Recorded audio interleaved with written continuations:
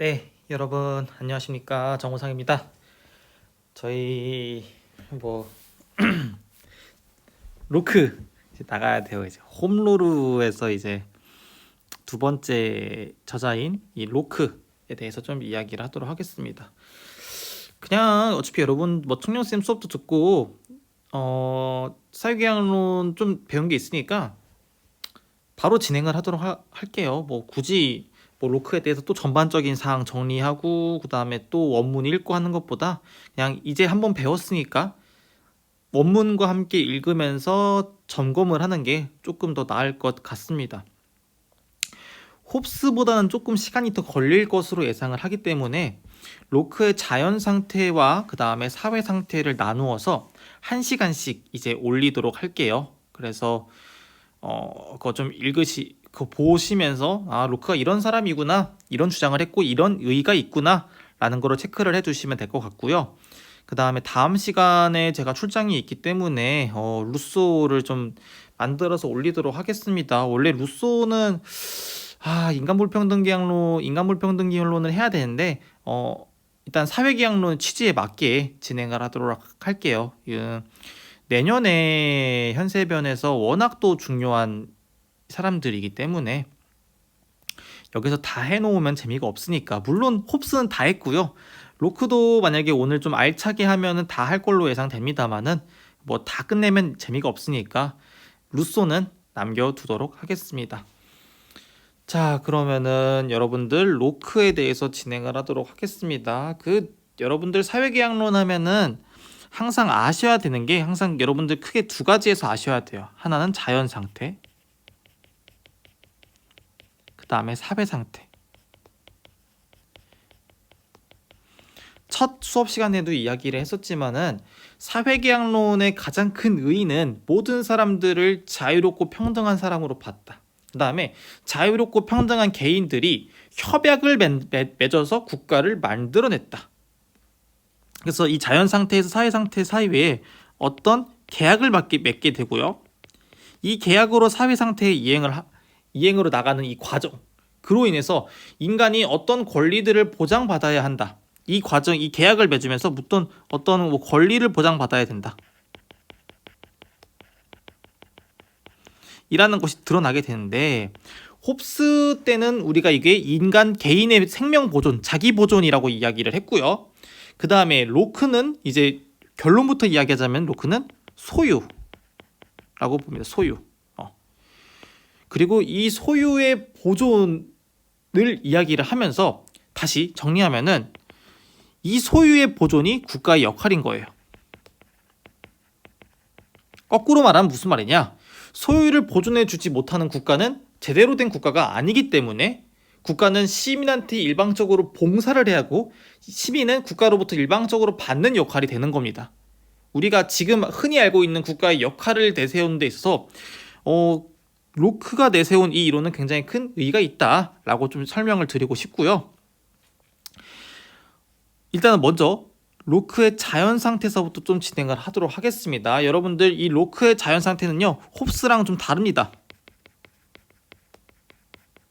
그러니까 먼저 이 좀 차근차근 조금 아셔야 될 것 같아요. 자, 그러면은 로크의 2장 자연 상태, 즉 국가가 존재하지 않는 상태에 대해서 이제 강독을 진행하도록 하겠습니다. 저 개인적으로는 이 첫 번째 문장이 제일 중요하다고 생각해요. 정치 권력을 올바로 이해하고 그것을 그 기원으로부터 도출하기 위해서 우리는 모든 인간이 자연적으로 어떤 상태에 처해 있는가를 고찰해야 된다.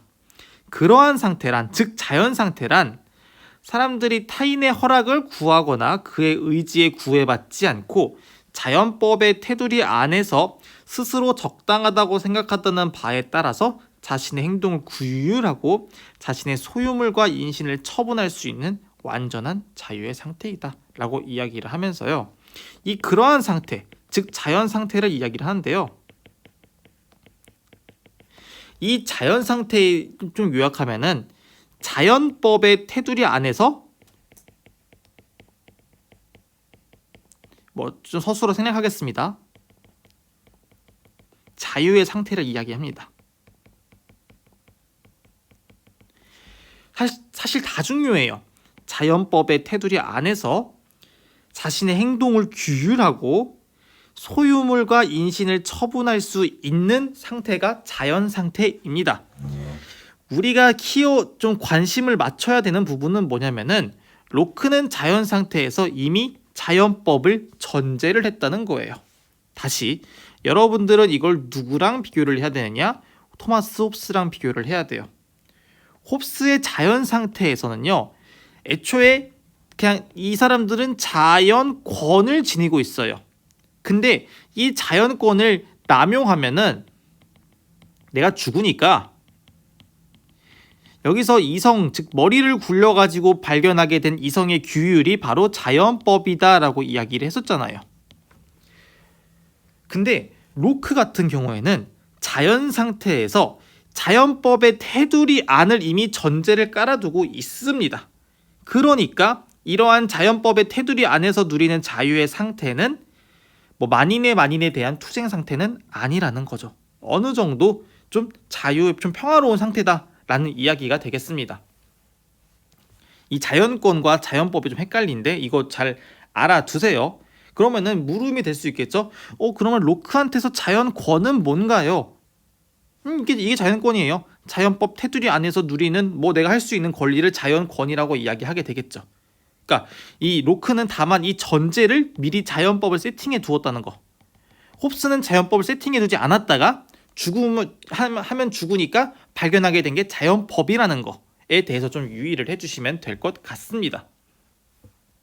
자, 그 다음에 이어서 읽겠습니다. 그것은 또한 평등의 상태이기도 한데, 그러니까 여기서 말하면 자유롭고 평등하다라는 거예요. 여기서 모든 권력과 권한은 무릇 호혜적이며 어느 누구도 다른 사람보다 더 많이 가지지 않는다. 여기서 이 권력과 권한은 호혜적이면서 다른 사람 갖는 만큼 나도 갖는다라는 이야기가 되는 거겠죠. 이 점은 동일한 종류의 피조물은 차별 없이 자연의 동일한 혜택을 받고 태어나 동일한 재능을 사용하기 때문에 어떠한 복종이나 복종 없이 상호간에 평등해야 한다는 데에서 드러나 있다. 그러니까 이제 슬슬 이제 평등 개념이 뭘로 가냐면은 이제 평등이 타인한테 복종받지 않는다는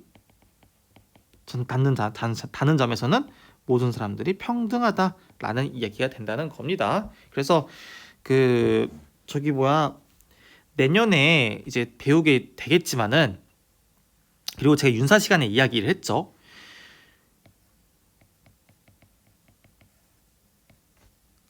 고대에서의 이 자유의 개념은 내 행동을 내가 결정한다는 거예요. 내가 결정한다는 점에서 나는 다른 사람한테 지배당하지 않는다. 그것이 곧 평등 개념과도 연결된다라는 어떤 서구적인 사고의 발전 맥락을 볼 수 있을 겁니다. 다시 이야기할 거예요, 내년에. 공화주의적 자유라고요, 법 안에서의 자유라고요, 나는 오직 내가 규정한 법에만 지배당하지 법 이외의 다른 사람에 의해서는 지배당하지 않는다라는 맥락, 그걸 공화주의적 자유라고 이야기하거든요. 그래서 서양에서는 자유와 평등의 개념이 한동안 좀 같이 가는 것처럼 보입니다. 일단 좀 체크를 해두시고, 자, 진행하겠습니다. 그러나 이 자연 상태는 자유의 상태이지 방종의 상태는 아니다. 그 상태에서 인간은 자신의 인신과 소유물을 처분할 수 있는 통제받지 않는 자유를 가지고 있지만 그는 자신을 파괴할 수 없으며 그의 소유하에 있는 어떠한 피조물도 살해할 수 없다. 그러니까 이 자유의 상태는 이게 자연법에 의해서 규제되기 때문에 정말 만만투처럼 막장 같은 상태는 아니라는 거죠. 자신 파괴, 자살 같은 거 안 된다. 그 다음에 피조물도 살해할 수 없다. 홉스 같은 경우에는 자연권을 가지고 있으니까 그 목적을 이루기 위한 수단을 굉장히 다 자기 보존의 목적 아래 정당화를 하잖아요. 근데 로크는 이 자연법이라는 세팅을 하면서 그렇게 너무 막장 상태는 아니다라는 것을 이야기를 하고 있습니다. 자, 자연 상태는 그것을 지배하는 자연법이 있다. 그 다음에 그 법인 이성은 조언을 구하는 모든 인류에게 인간은 모두 평등하고 독립된 존재이므로 어느 누구도 다른 사람의 어느 누구도 이거 위해를 해서는 안 된다고 가르친다. 여기서부터 이제 슬슬 이 소극적 자유에 대한 떡밥을 깔기 시작하는 거죠. 제가 바로 로크로 들어가서 이야기를 하지 않았는데, 이 로크의 통치론 같은 경우에는요, 여러분들 배웠을 것 같은데, 영국의 명예혁명, 왕이 이제 귀족들한테 세금 거두려고 하다가 귀족들이 이제 피 한 방울 안 흘리고 이제 왕을 몰아냈다라고 이야기해서 명예혁명이라고 하잖아요. 그 명예혁명 이후에 이거를 정당화하기 위해서 나온 책이라고 알고 있습니다. 그러니까 왕은 함부로 귀족들의 무언가를 뺏을 수 없다. 조금만 더 바꾸면은 나라는 백성들한테서 무언가를 함부로 뺏을 수가 없다. 즉 간섭 노노에 대한 이야기가 벌써부터 여기 드러나 있는 거죠. 왜냐? 모든 인간은, 왕까지 포함해서 귀족도 포함해서 모든 인간은 유일하고 전지전능한 조물주의 작품이기 때문이다. 그러면 노예는 뭘까요? 그러게요. 노예는 참 여기서는 인간에 포함이 안 되는 건지 참 애매합니다. 아니면 로크가 노예제에 대해서 반대를 했을 수도 있고요. 제가 그것까지는 확인 안 해봤는데 여러분들 시간 되시면 한번 확인을 해보세요. 이 점에서는 여러분들 진짜 이 피터 싱어 형님 살아계셨지만 하여튼 굉장히 논리적입니다. 실천윤리학 한번 관심 있으면 꼭 보시면은 이건 진짜 생기부 소스가 완전 너무나 많아요. 자, 하여튼 다음 가겠습니다. 인간은 비슷한 재능을 부여받았고 하나의 자연 공동체를 공유하므로 인간들 사이에서는 서로를 죽일 수 있는 권한을 부여하는 이른바 어떤 복종 관계도 상정될 수 없다. 인간이 역시 상호간의 쓸모에 봉사하기 위해서 만들어진 것은 아니기 때문이다. 일단 계속 보면서 토마스 모시기 사람이 떠올라야 되죠. 모든 사람은 자신을 보존해야 하며 비슷한 이유로 인간은 가능한 최대한 다른 사람들을 보존해야 하며 공격자에 대한 정당한 반격이 아니라면 다른 사람의 생명 또는 생명을 보존하는 데 필요한 것, 곧 그의 자유, 건강, 신체, 재물을 뺏거나 손상시켜서는 안 된다. 계속 이런 말이 나오게 되는 거죠. 자연법에 의해서 규제되고 있기 때문에 다른 사람을 함부로 침해하진 않는다라는 점에서 로크는 좀 굉장히 인간에 대해서 낙관적으로 본 것 같습니다. 낙관적인 인간의 로크의 자세는 또 다음에 또 보도록 하겠습니다. 하여튼 키워드는 자유, 건강, 신체를 정당한 게 아니라면 뺏을 수 없다. 간섭할 수 없다. 개인을 규제하는 것은 오직 나다라는 맥락입니다. 그리고 이 재물, 이거 나중에 이제 이 자유와 그 다음에 이거 건강, 신체, 이걸 생명이라고 하고요. 그 다음에 이 재물, 재산이라고 하죠. 이 자유와 생명과 재산을 통칭해서 로크가 이걸 소유라고 할 거예요. 소유, 포벌티라고 하죠. 나중에 다시 보겠습니다. 자연법의 준수를 확보하기 위해서 자연 상태에서 자연법의 집행은 모든 사람의 수중에 맡겨져 있다. 그러니까 자연법의 집행은 누가 한다? 내가 한다는 거죠. 따라서 모든 사람들은 자연법의 위반을 막기 위해서 필요한 만큼 그 자연법의 위반자를 처벌할 권리를 가지고 있다. 이게 좀 로크한테서 신기할 부분이기도 해요. 그러니까 모든 사람들은 자연법 집행자인데 근데 자연법 위반자에 대해서는 처벌권이 있다는 거예요. 그다음에 다음에 또 나올 텐데 이거랑 또 하나 뭐가 있냐면은 손해배상 청구권. 그러니까 자연법을 위반한 사람에 대해서 처벌할 수 있고요. 그로 인해서 피해를 입었으면은 배상할 권리가 있다라는 이 보상을 해주는 거에 대한 이 이야기가 로크한테서 나오게 됩니다. 이런 식으로 자연 상태에서 한 인간은 다른 인간에 대해서 권력을 획득하게 된다.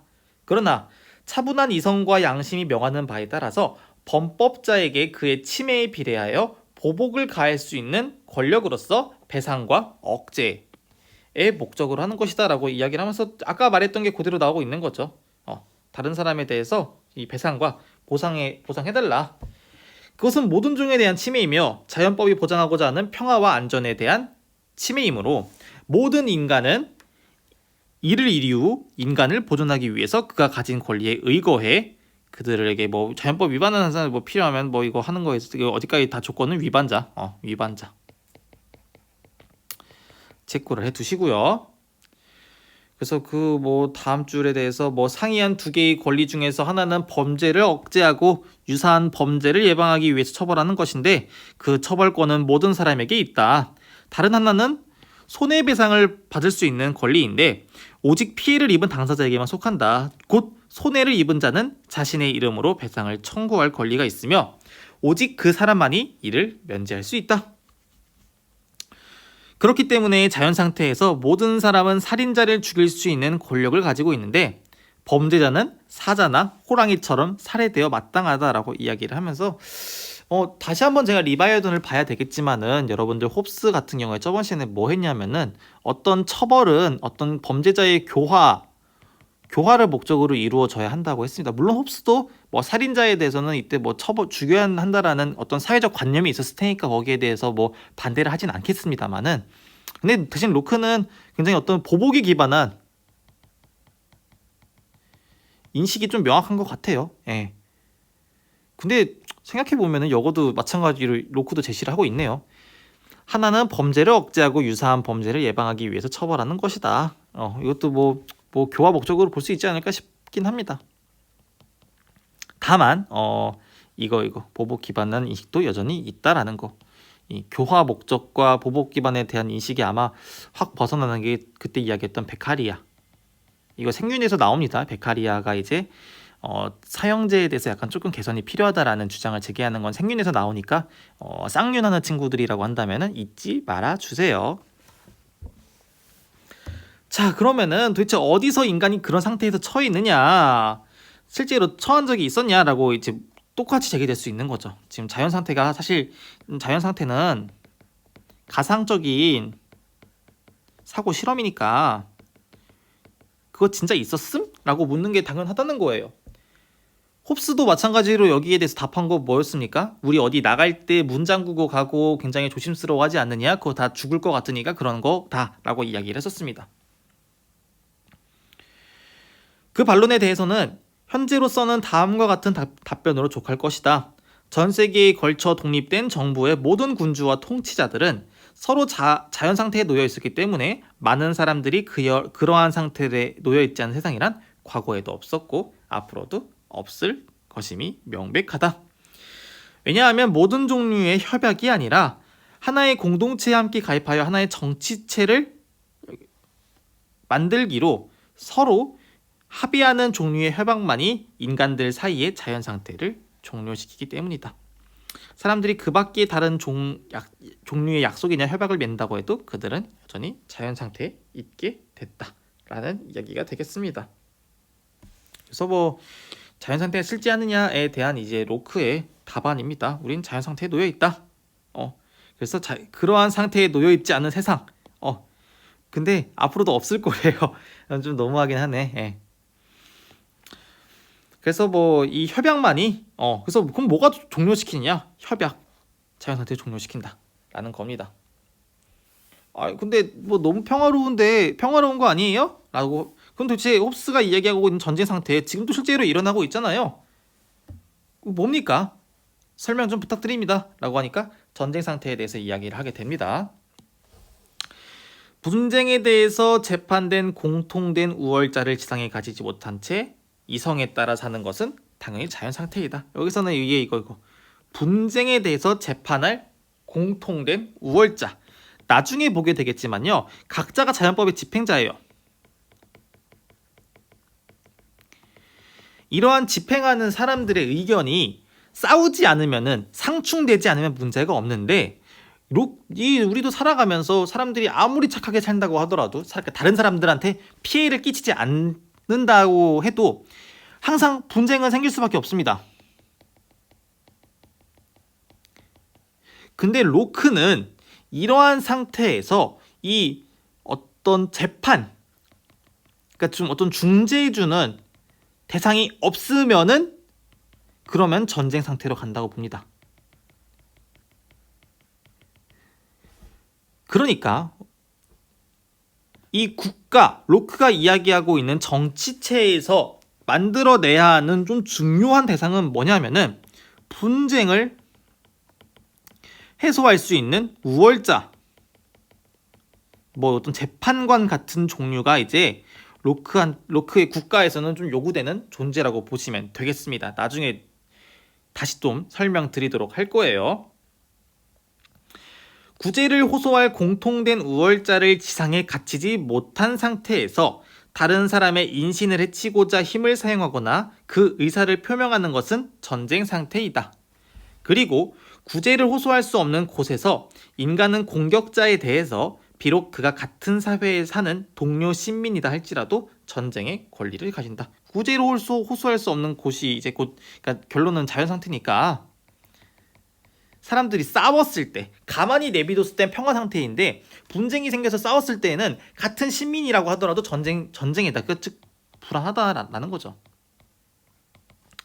이러한 전쟁 상태를 피하려는 것이 사람들이 사회를 결성하고 자연 상태를 떠나려는 커다란 이유의 하나이다. 왜냐하면 호소를 통해 구제를 할 수 있는 권리, 곧 지상의 권력자가 있는 곳에서는 전쟁 상태의 지속이 배제되고 분쟁이 그 권력에 의해서 해결되기 때문이다 라는 겁니다. 자, 그 다음에 노예 상태. 인간의 자연적 자유란 지상의 우월한 권력으로부터 자유로운 것으로서, 이게 메인이에요. 타인의 의지나 입법권에 구속되지 않고 오직 자연법만을 자신의 준칙으로 삼는 것이다. 오직 자연법만을 자신의 준칙으로 삼는 것이다. 즉 신이 준 자연법을 내 행위의 원칙으로 삼는 것이 자유로운 상태. 그 점에서 인간은 또 평등하다라고까지 이야기를 하고 있는 거였죠.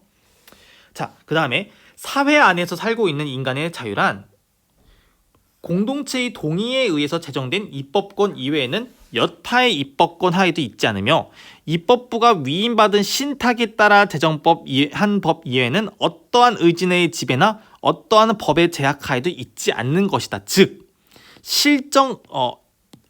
실정법을 자기 행위의 원칙으로 삼는 것, 이것이 로크한테서 자유다라는 이야기 됩니다. 내년에 배우게 될 거예요. 공화주의적 자유. 이거 윤사에서도 나오거든요. 법에 의한 지배. 근데 그 법은 내가 만든 법이면 좋은 거예요. 내가 만든 법. 근데 국가 안에서는 국가에 의해서 제정된 입법부에 의해서 만들어진 법 이외에는 지배되지 않는다는 것. 즉 다른 사람에 의해서는 지배당하지 않는다는 것. 그것이 바로 인민의 자유이다 라는 겁니다. 절대적이고 자의적인 권력으로부터 이러한 자유는 인간의 생존에 필수적이고 또한 밀접하게 결부되어 있기 때문에 인간은 자신의 보존과 생명을 몰수당하게 만드는 행위에 의하지 않고서는 그것을 양도할 수 없다. 인간은 자신의 생명에 대한 권력을 가지고 있지 않기 때문에 협적이나 자신의 동의에 의해 다른 사람의 노예가 될 수 없으며 또한 다른 사람이 기분 내키는 대로 그의 생명을 박탈할 수 있는 절대적이고 자의적인 권력 하에 그 자신을 내맡길 수 없다. 이제 나는 생각이 있으니까 내가 동의하지 않는 이상 나에 대해서 지배하려고 하지 말아라 라고 하는 좀 근대적인 서양사고가 좀 많이 보이게 됩니다. 그래서 지금까지 이야기 좀 요약할게요. 지금까지 요약하면은 이거 자연 상태는 자연법의 테두리 내에서 자유의 상태이다. 그러니까 이 원초적인 자연 상태는 굉장히 평화 상태이다. 근데 이 사람들이 이 분쟁이 생기게 된다면은 그것을 해결할 수 있는 대상이 없으니까 전쟁 상태로 갈 수가 없다. 그래서 정리하자면 이 자연 상태는 자연법만을 자기 행위 원칙으로 삼는다는 점에서 우리는 자유롭다. 내 행동은 내가 결정하는 거지 다른 사람에 의해서 결정하는 것은 아니다. 내 동의가 있지 않는 이상 다른 누구도 나에 대해서 간섭할 수 없다 라는 것이 지금까지의 이야기 요약으로 볼 수 있겠습니다. 잠깐 쉬시고요. 저는 이어서 굉장히 중요한 부분입니다. 중요한 부분. 그래서 진행을 하도록 하겠습니다.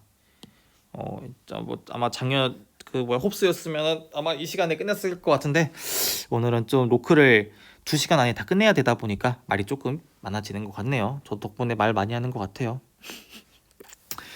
그래서 그 윤사 수업 시간이 너무 짧아가지고 좀 걱정이긴 하는데 여러분 이런 거 보면서 제가 수업을 날로 먹으려는 사람이 아니다. 여러분들의 자기 주도적인 학습을 서포트해주는 사람으로서 항상 저는 최선을 다합니다, 여러분.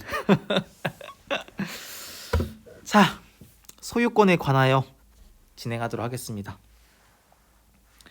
인간의 이성은 일단 태어나면은 자신의 보존에 대한 권리, 따라서 고기와 음료, 기타 자연이 그들의 생존을 위해서 제공하는 것에 대한 권리를 가진다고 가르쳤다. 지금 여기서부터 일단은 자연물은 생존을 위해서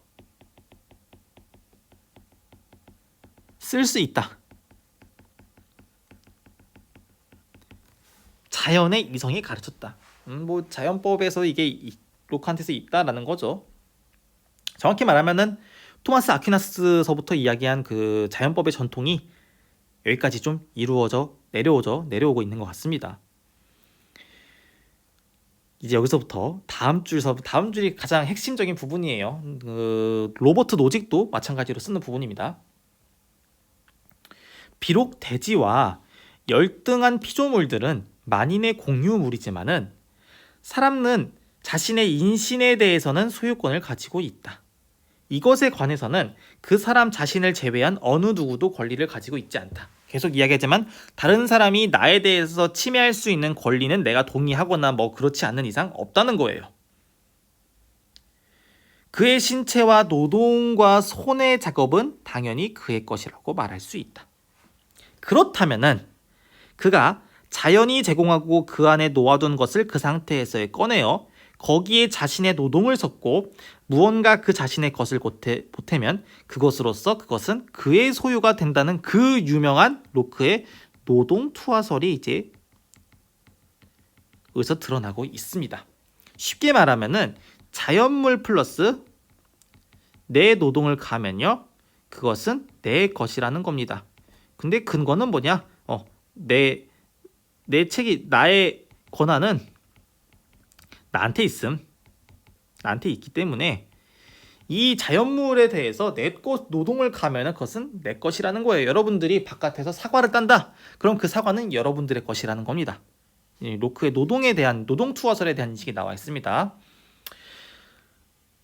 그것은 그에 의해서 자연이 놓아둔 공유의 상태. 그러니까 이 자연물 같은 경우는 로크는 일종의 공유제로 보고 있는 거예요. 게럿 하딘의 공유제의 비극이 떠오르네요. 그것은 그에 의해서 공유의 상태에서 벗어나 그의 노동이 부과한 무언가를 가지게 되며 그 부과된 것으로 인해서 그것에 대한 타인의 공통된 권리가 배제된다. 그러니까 여기서부터 소유에 대한 이야기 나온다는 거예요. 왜냐하면 노동을 한 자의 소유물이 분명하므로 타인이 아닌 그만이 적어도 그것 이외에 다른 사람의 공유물들이 충분히 남아있는 한 노동이 첨가된 것에 대한 권리를 가질 수 있기 때문이다. 떡갈나무 밑에서 자신이 주운 도토리나 숲속의 나무에서 딴 사과를 섭취한 사람은 확실히 그것들을 자신의 것으로서 수취한 사람이다. 그렇다면 나는 묻겠다. 언제부터 그것들은 그의 것이 되었는가? 소화했을 때? 먹었을 때? 삶았을 때? 가져왔을 때? 주웠을 때? 모든 인류의 동의를 받지 않았기 때문에 아무런 권리가 없다고 말할 것인가? 만약 그런 동의가 필요했다면 인간은 신이 모든 것을 충분히 주었음에도 불구하고 일미 굶어 주었을 것이다. 쭉 넘어가서 이제 여기서 나오게 되겠습니다. 이제 이것도 재밌는 부분이에요. 이거 하기 전에 하나만 좀 하겠습니다. 이 로크는 이것들을 보면요, 어떤 소유권, 그러니까 여기서 말하는 소유권, 이거 말하는 거예요. 이거 소유권을요, 자연 상태에서 받은 혹은 자연법이 규정한 권리라고 규정을 하고 있는 것 같습니다. 내가 어떤 무언가를 가졌을 때 그것이 정당화될 수 있는 이유는 뭐냐? 내가 그것이 자연 상태에서 신이 명령한 것에 의해서 내가 받았기 때문이다 라고 말하는 것처럼 보여요. 여러분들은 이 소유권에 대한 인식을 아까 저번 시간에 이야기했던 홉스랑도 한번 좀 비교를 해보는 게 좋을 것 같고요. 조금 더 구체적으로 나아가서는 루소랑도 조금 비교를 하셔야 될 것 같습니다. 나중에 배우게 되겠지만 루소는 소유권은 인간이 만들어낸 인위적인 것이다. 그리고 소유로서부터 인간의 불평등이 시작된다 라고 말하고 있고요. 홉스 같은 경우에도 이 소유는 뭔 이야기 나왔었냐면은 그 리바이어도 나왔었죠. 그러니까 홉스가 자연 상태에서 무언가를 얻을 수 있다라는 것을 말을 안 하는 것은 아니에요. 근데 홉스가 말한 자연 상태에서는 그거 가져봤자 다른 사람들이 나를 침범하기 때문에 나는 죽게 된다는 거죠. 그래서 자연 상태의 인간의 삶은 비참하고 고독하고 뭐 잔인하고 뭐 짧다라는 말이 나오게 되는 겁니다. 그래서 내가 어떤 무언가를 가졌을 때 그것에 대한 권리를 다른 사람들한테 인정받기 위해서는 내 것을 뺏었을 때 처벌할 수 있는 누군가가 필요하다는 거예요. 그게 이제 리바이어던이 되는 거고 소유권에 대한 홉스의 인식도 연결될 수 있을 것 같습니다.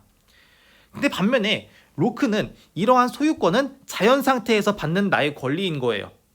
그러니까 또 마찬가지로 나오게 되는 거죠. 내 거 뺏지 말아라. 왜? 그거는 신이 준 자연법에 의해서 규정된 나의 권리이기 때문이다 라는 맥락이 될 수 있다는 겁니다. 자, 30일 가겠습니다. 이러한 견해에 대해서는 아마도 다음과 같은 반론이 제기될 법하다.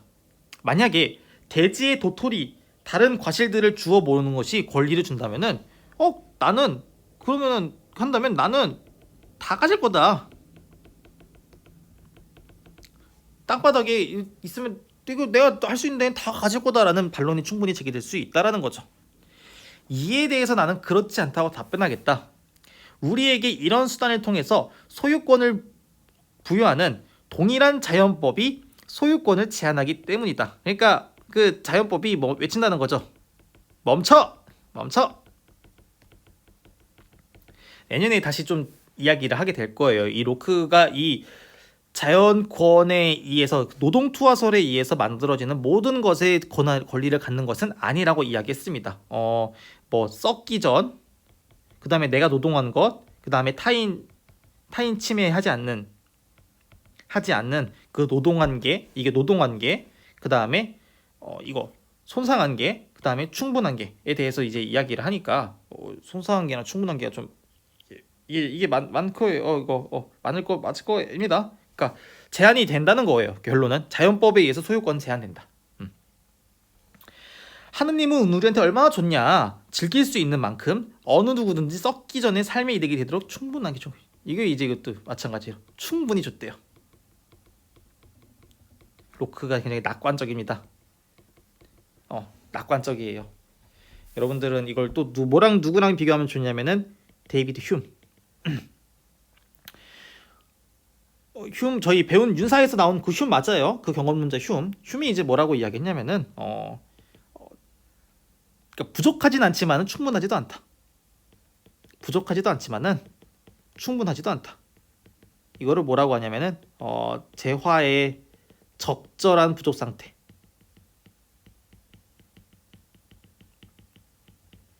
라고 이야기를 하는데 이 휴의 입장을 누가 가져가느냐? 롤즈가 가져가게 될 거예요. 그래서 롤즈의 정의가 발생하게 되는 이 이유는 뭐냐? 정의는 사람들이 어떤 노동을 한 것에 대해서 분쟁이 생긴다. 그래서 이것에 대해서 대처하게 되는 것이 곧 정의론이 다루어야 될 부분이다 라고 이야기를 하게 되는데 휴도 좀 하나 체크를 해두세요. 자, 다시 돌아와서요. 로크는요 굉장히 낙관적이에요. 충분히 줬다고 이야기합니다. 그렇다고 한다면은 로크가 왜 낙관적인지에 대해서도 한번 살펴봐야 될 거 아니에요. 자, 다음에 설명하게 될 겁니다. 오랫동안 세계에는 자연이 제공하는 것이 풍성하게 존재를 했고 사용자는 적었다. 그래서 한 인간이 자신의 근면으로 풍성함의 일부분을 차지하더라도 다른 사람에게 손해가 될 정도로 그것을 독점하는 경우는 거의 없었다. 특히 이성에 의해서 그의 사용에 의해서 이바지할 정도로 정해진 한계를 지킨다는 점을 고려할 때 말이다. 그러니까 이제 그냥 양심이 잘 규제할 거야. 이런 맥락입니다. 자연은 소유권의 한도를 인간의 노동의 정도와 삶의 편의에 따라 적절하게 규정한다. 어떤 사람의 노동도 모든 것을 정복하거나 취할 수 없다. 또한 그가 향유하여 소비할 수 있는 것도 매우 적은 양에 불과하다. 그러므로 어떤 사람이 다른 사람의 권리를 침해하거나 그의 이웃에 피해가 될 정도로 소유권을 취득하는 것은 불가능했다. 양심이 잘 유지할 거다라는 이야기 되는 거죠. 그 다음에 또 이제 로크가 왜 이렇게 낙관적인지에 대한 이유가 나옵니다. 자연에 방치된 아메리카 대륙이 천연림에 경작되지 않는 황무지의 개량, 재배 없이 놓여있는 1000에이커의 땅이 대본시에 뭐 비옥도를 짓는 잘 개간된 이거 좀 할 수 있을 것이냐? 이제 할 거다라는 이야기죠. 그러니까 낙관적인 이유는 뭐냐면은 로크가 아메리카가 발견됐습니다. 땅 넓어요. 영국보다 몇 배가 넓잖아요. 몇십 배가 넓잖아요. 그러니까 하느님은 우리한테 충분한 양만큼 주었구나 라는 말이 나오게 되는 것 같습니다. 밀 20부세를 생산하는 여기 1에이커의 땅과 동일한 노력을 기울이면 동일한 양을 생산할 수 있는 아메리카의 1에이커의 땅은 의심할 여지 없이 자연적으로 동일한 내재적인 가치를 지니고 있다. 똑같이 1에이커라는 거죠. 그러나 인류가 전자로부터 얻는 1년의 이득은 5파운드에 달하는 반면에, 여기서 전자는 여거죠, 영국. 후자로부터 얻는 이득은 인디언이 그 땅으로부터 얻는 모든 이익을 여기서 판다고 환산해도 아마 페니 한 푼의 가치도 안 될 것이다. 내가 진실로 말하건대 기껏해야 1000분의 1의 가치도 안 될 것이다. 그러니까 이 로크의 입장에서 영국 땅은 노동을 통해서 많이 개간했고요. 아직 미국 땅은 개간 안 했다. 지금으로 환산을 해봅시다. 지금은 미국 땅이 훨씬 더 내재적 가치는 동일하겠지만은 미국이 지금 농업의 중심이 되었잖아요. 농업의 중심. 지금 GMO 같은 경우도 굉장히 핫하게 재배하고 있는 나라가 되었는데, 아마 로크가 다시 태어난다면은 이 상황을 봤을 때 오 마이 갓 이라고 할 것 같아요. 하여튼 결론. 토지에 최대한의 가치를 부여하는 것은 노동이며, 그것이 없다면 토지는 거의 아무런 가치가 없다. 노동이 없다면 토지는 가치가 없다라는 거예요. 우리에게 유용한 모든 산물의 대부분의 가치는 노동에서 나오는 것이다. 밀을 심은 1에이커의 땅에서 나오는 모든 밑집, 겨, 밑빵은 황무지로 방치되어 있는 그와 마찬가지로 좋은 땅 1에이커가 생산한 것보다 훨씬 더 많은 가치를 생산하며 모두 노동의 결과이다. 자, 이제 노크에서 이제 계속 열심히 하면은 할 수 있다라는 낙관적인 인식이 보입니다. 여기에 대해 조금 더 이제 로크의 다른 또 인식이 나올 거예요. 수중에서 어느 것도 무용하게 상하지 않는 한 자산을 낭비하지 않으며 쭉 넘어가서 이것도 좀 굉장히 재밌는 부분에 대한 이야기가 나오게 됩니다. 다른 사람에게 속하는 재물의 일부분을 파괴하지 않은 것이다. 이제 슬슬 여기서 또 뭐가 나오냐면은, 호두를 주고 색깔이 마음에 드는 금속의 조각을 판다. 슬슬 이제 교환이 나오는 거예요. 교환. 처음에는 노동을 하다가 교환을 하게 되고요. 이 교환이 이제 슬슬 내가 왜 인간이 많은 것을 가져도 되는지에 대한 정당화를 시켜주는 이제 이유가 나오게 됩니다. 이거 내년에 조금 더 자세히 이제 이야기할게요. 그가 정당한 소유의 한계를 초과하여 가지고 있는가의 여부는 그가 가진 소유물의 크기가 아니라 그가 가지고 있는 것 중에서 어떤 것이 상해서 무익한 것인지에 대해서 달려 있다. 근데 교환을 통해서 조개나 이런 것은 썩지 않는다라는 이야기도 나오게 될 거예요. 그래서 화폐의 사용이 시작됐다는 거죠. 화폐는 인간이 상하지 않고 보관할 수 있는 것으로, 인간은 상호 간의 협의를 통해서 유용하지만 썩기 쉬운 생활용품과 교환해서 화폐를 받게 되었다. 자, 요거. 근면함의 상이한 정도에 따라 사람들이 상이한 비율의 재산을 가지는 것처럼 화폐의 발명은 사람들에게 재산을 지속적으로 확장할 수 있는 기회를 제공했다. 이제 근면한 사람이 부자가 되고요. 게으른 사람은 그러면 거지가 된다. 그러니까 쉽게 말하면 노력을 해라. 노력을 하지 않는 사람은 실패했다. 실패한 사람은 노력을 하지 않았기 때문이다 라는 이야기 되는 거예요. 불평등한 사유재산과 같이 사물의 분배가 이루어지게 된 것은 인간이 사회의 경계 밖에서 아무런 협정도 없이 단지 금과 은의 가치를 부여하고 화폐의 사용에 암묵적으로 동의했기 때문이다 라고 이야기를 하면서, 이 로크가 상당히 이 재산에 대한 소유권과 관련된 이야기를 좀 많이 하고 있습니다. 이거 계속 왜 이야기하는지에 대해서 여러분 납득을 하셔야 돼요. 명예혁명 정당화.